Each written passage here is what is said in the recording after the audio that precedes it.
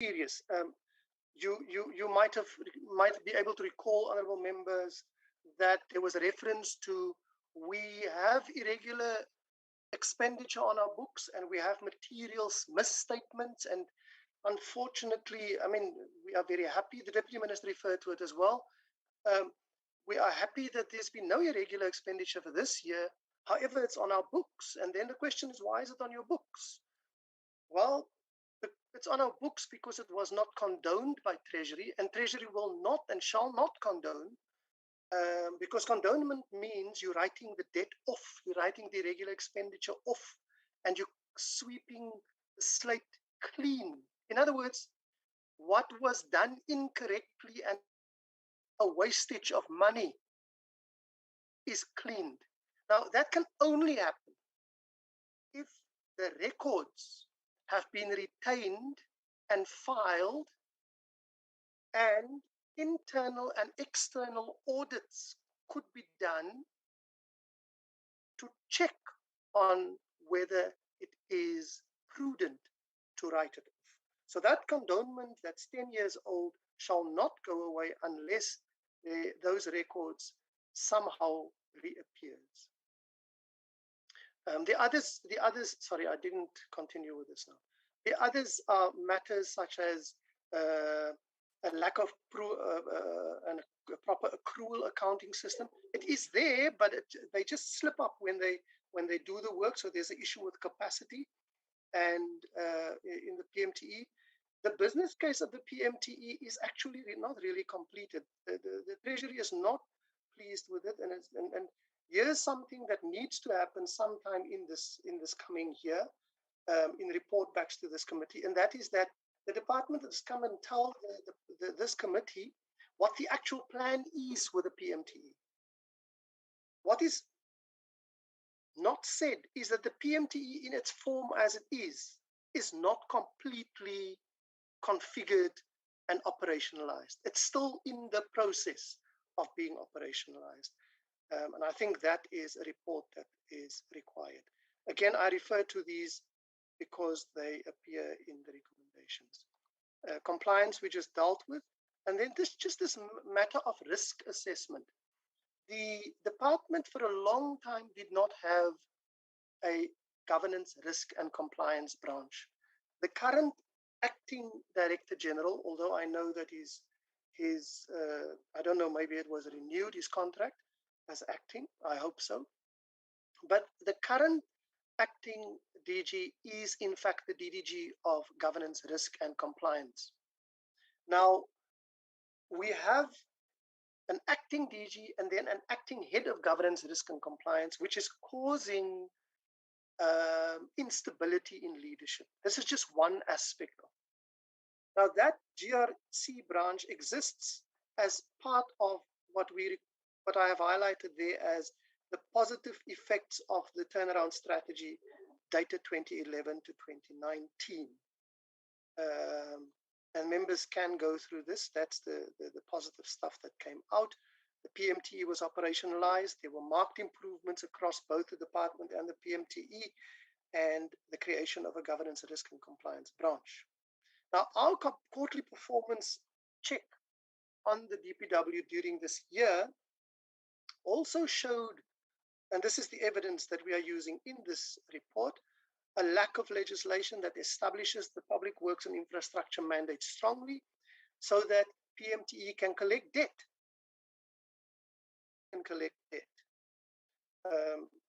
Challenges that's been stated in program 1, and this has got to do with the enterprise resource plan. Very serious this, because this has to do with the rollout of Archibus that will assist with a proper immovable asset register, and SAGE that will assist with record keeping and compliance in supply chain management. In our quarterly performance report, the committee mentioned that it remains concerned that while budget allocations are made, the department is struggling to exercise consistent control in reporting and accounting systems. So these are not new things. And it's not just today that we say so. We said so right through the year, every quarterly performance report, and we said so in the budget vote report as well. That is completed. What follows now is the analysis of budget and annual financial statements. Nothing that we did not dealt with. But one of the things that stands out is the underspending per program. I'm not going to go through every single one. The researchers document also documents the same amounts, and this is also as audited and as in the annual financial statements. So the records are both in Treasury with the Auditor-General as well as in this report. They are all identical. Chairperson, we can then move. I just want to say something about unauthorized expenditure, and I'm apologizing to members who is around my age. There's nobody older than me. I am sure. Honorable Chair, I need order when we talk about age. My apologies. The point is just apologies for this and what this does to your eyes. Unauthorized expenditure are not. It's not a small matter. It's a very serious matter.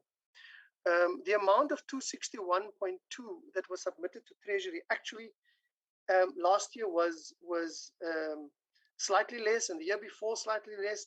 This grows as debt grows. This thing grows. It's not going to go down. And as long as you don't have records of this, Treasury is not going to condone it. Condonement means Treasury investigates, AG investigates, it comes to us. We will also ask questions and investigate, and then it may be through that process condoned and written off. But it cannot be done because there are no records. And the amounts are evident here, and the reasons why is evident. And I will refer to this matter now of evident amounts properly stated as to unauthorized expenditure under capital expenditure, etc., incurred towards building of schools, which is provincial competency. I'm referring to this because when we get to the CBE just now, you will notice that the CBE actually did not report as openly and transparently as they should have. Irregular expenditure, this is a similar matter, and the AG referred to this. Fruitless and wasteful expenditure, again. And this is that matter of people being appointed incorrectly. And then, of course, the AG made the point that that consequence management was not followed, in spite of the DM's assertion that consequence management was followed. I unfortunately, as an advisor, cannot say to the committee that we have to accept that. There was, if consequence management was followed, then the officials that caused irregular expenditure and wasteful and fruitless expenditure would be identifiable. The amounts would be identifiable that they must pay back. And private service providers that are so involved in these things would be identified, and was done with the bait breach one, as the acting DG reported. They would be prevented from participating in tender in the future. And some people will have. That's consequence management. It's not symbolic, it's acting, it's concrete, it's felt, and that stops consistent theft and maladministration. So these are issues that were highlighted, and honestly, Chairperson and members, these are repetitions of the previous year. I just want to pause here with the EPWP though. This relates to the IDT as service provider. The AG could not find sufficient supporting evidence or audited evidence for the performance reported against performance that's claimed. And this has to do with what is called the EPWP reporting system, which is an electronic one that should be taken over by SAGE. if SAGE is rolled out properly, this will also be strengthened. So I think I don't want to deal with that as a key performance indicator matter this year, which we dealt with last year. And I had extensive conversation with the acting DDG, CJ, on this matter, and that work is ongoing. The matter of construction project management is serious as well, and that has to do with Archibus and SAGE. That's not at all. This is the matter on 8.1.2. That is the point that I just made, where I said we really cannot accept the symbolic nature of consequence management. We need proper action, because actions amount to effective consequence management, and it should be more urgent with consequence management systems that's properly in place to act, identify, quantify, and recover. Those are the four things: act, identify, quantify, recover. That is not consistently implemented in this department and the PMTE. And I dare say it's also not in the entities. We've reached the entities, and it is 6:45. I wanted you to go to bed at 5 to 8, Honorable Ekren. Agrément, I'm actually going to skip the entities members. There are a few things that I want to clean up in the report around how the numbers were stated in the report, so that I can make them all uniform, because they are not. I just want to say something about this matter, because it's not Agrément SA only who had to do that. Every single entity, including the IDT, had to cut their budget by 25%, and that was for COVID-19, for the COVID-19 fund. There's another name for the fund. But we need to, as 2022 arrives, we need to keep an eye out on how we do oversight over those monies that went into that fund. The CIDB, I must say, honorable members, just as an aside, is doing extremely important research work that we as a committee should start using, especially as Infrastructure South Africa starts working with the Development Bank of South Africa and Treasury, as well as in the district development model in the municipalities to roll out infrastructure. This committee is going to be very busy in coming years when it comes to that.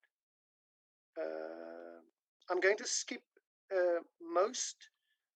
As soon as I see something blue, there we go. This is the CBE. Honorable members, what I've noticed was that the CBE's shortfall of expenditure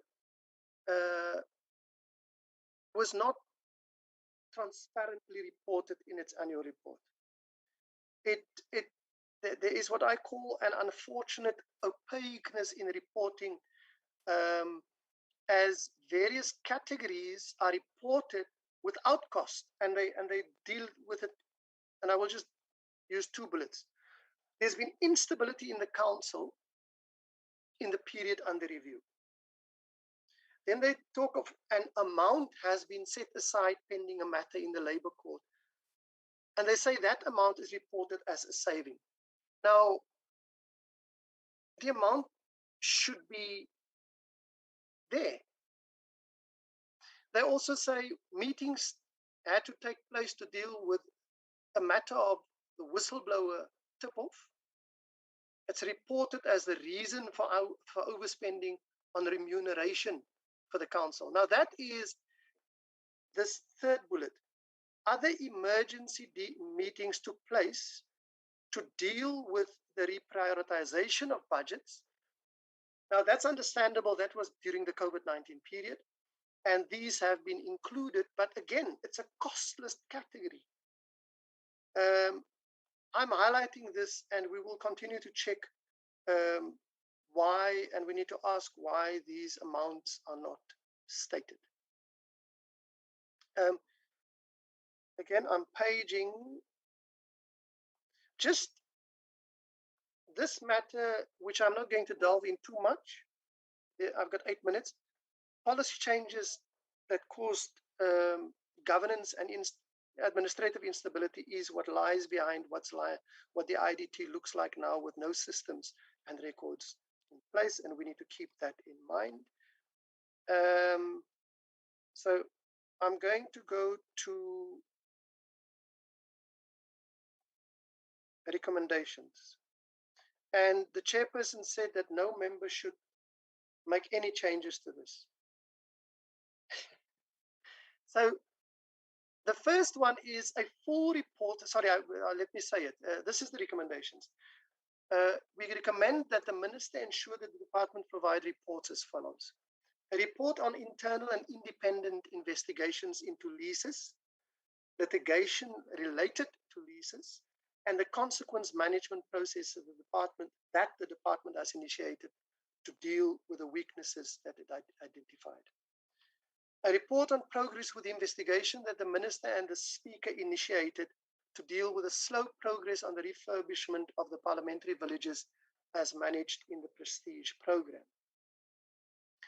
Progress report in the second quarter report of 2022 is required on the organizational renewal to ensure a fitting ethical culture to establish and maintain a dignified client delivery culture in the DPWI and PMTE.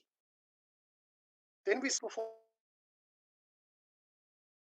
include an update on the skills audit to get a proper fitting of skills in the head office and across the 11 regional offices to manage the immovable asset register, leases, maintenance contracts, and construction management projects. Fifthly, a full report on the vacuum that continue to threaten stability and consistency required in the monitoring, compliance, and reporting regime that's required for the department to effect its mandate. A progress report on the responses from the accounting officers of client departments. This relates to the DG and PMTE referring to letters that went to client departments to pay the PMTE's debt. To deal with the outstanding balance of 3.8 billion of outstanding debt to the DPW, let me just slash this PMTE so that the detail of disputes and other constraining matters can be identified and dealt with. A report on the under expenditure in construction project management is required. This is just to say that it should have a comprehensive list of projects, the locations, the project managers, professional built environment personnel, and client departments that are involved for the year under review, as well as the MTF. In spite of claims that the enterprise resource plan has been rolled out, we see signs that there's poor record keeping, and in the third quarter, the department must report on how it's going to get appropriately skilled, qualified, and trained staff to deal with these matters of irregular expenditure and other material irregularities from the books of the DPWI and the PMTE. Then a quarterly update report on the amendment of the legislation of the CIDB and the CBE. That's what I mentioned earlier on, to respectively transform the construction and professional built environment sector. Now, members that refer to the need and that CBE that refer to correctly so the need, and I'm referring here to Honorable Matabula, who correctly also agreed with the CBE to say young people should be prolifically evident in numbers in the records of the CBE. And on the CIDB side, of course, young constructors, female constructors. And Honorable Matabula was so correct to say the vulnerable groups are not visible. So this quarterly update report on the amendment of legislation of CIDB and CBE, when we say transform the construction industry, that is CIDB's mandate. transform the professional built environment sector, that is the CBE. And what I am saying to members is that in 10.9, the matter of vulnerable groups, youth, women, and disabled, that is what is buried in there. And as a recommendation, remember, recommendations must be drafted in a particular way for the department to respond, instead of providing all of the wording as members might want it. This will suffice.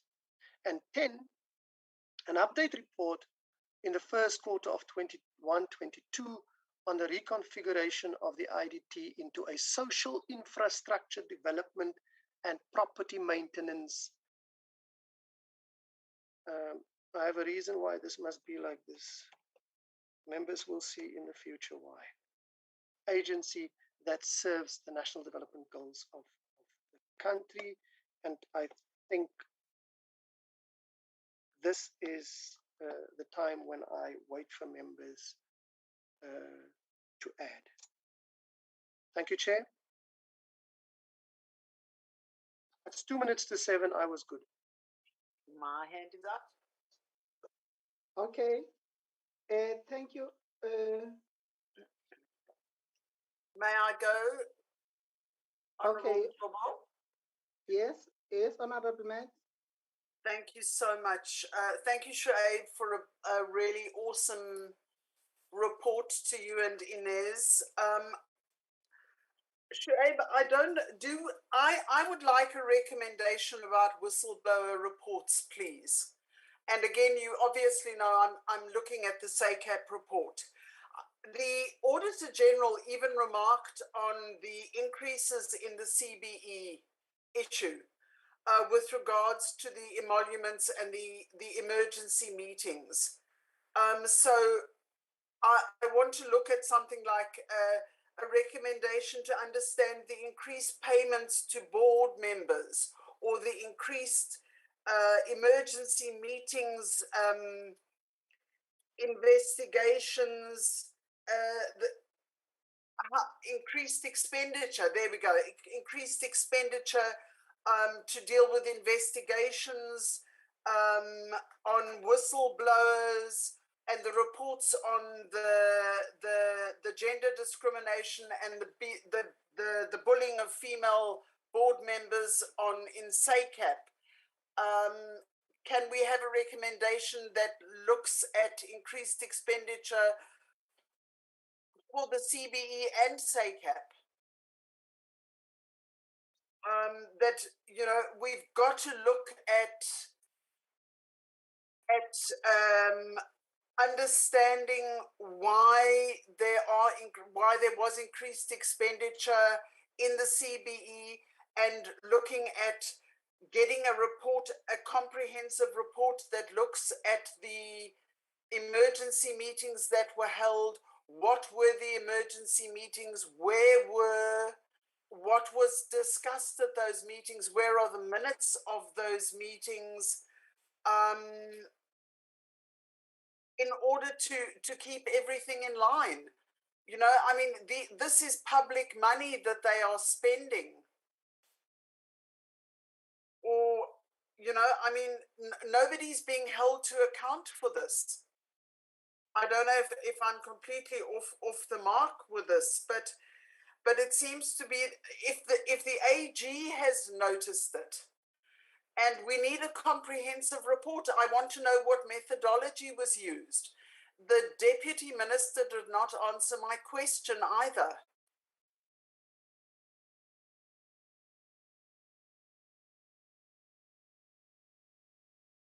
Why there's been increased expenditure on payments to board members in the CBE? Sure, with relations to emergency meetings.